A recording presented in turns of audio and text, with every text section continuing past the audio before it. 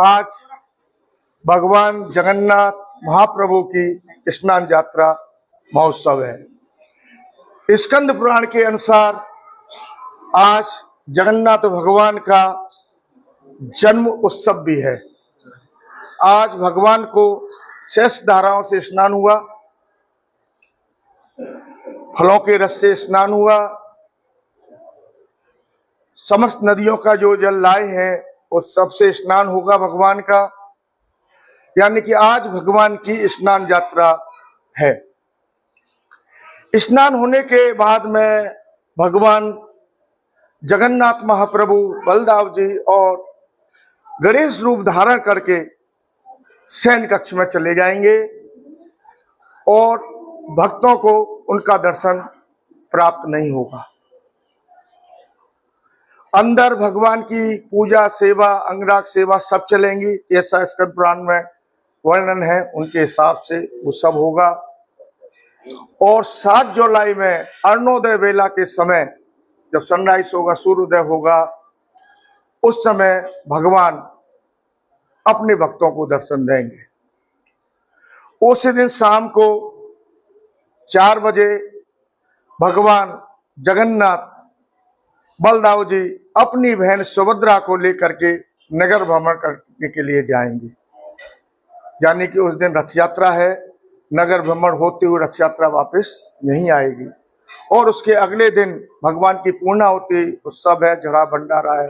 ब्रज के जितने साधु संत भक्त लोग सबके यहाँ पर। कितने वर्ष है ये जो मंदिर है 500 वर्ष से अधिक हो गया, क्योंकि ये जो जगन्नाथ जी का पहला विग्रह है, इसकी आप भक्त चरितांग भक्तमाल में कथा पढ़ेंगे।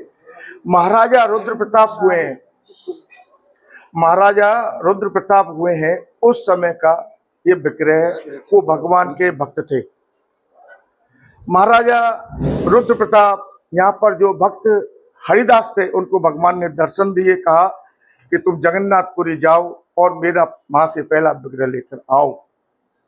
आज भी वहां एक परंपरा है, 36 वर्ष के बाद में जब 2 आषाढ़ पढ़ते हैं, कभी कभी 36 वर्ष से कम भी, जिस समय 36 वर्ष के बाद में 2 आषाढ़ पढ़े थे, उस समय भगवान का कलेवर परिवर्तन होता है।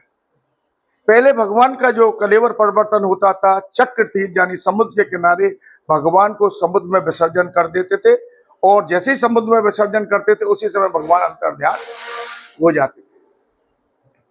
आज वो परंपरा दूसरे रूप में मनाई जाती है। वहां बैकुंठ धाम में भगवान को समाधि दी जाती है। उसी समय वो महात्मा जी जगन्नाथपुरी गए, पुजारियों से मिला, बोले हमारे बस की नहीं है, राजा के अंदर में राजा से बात करो।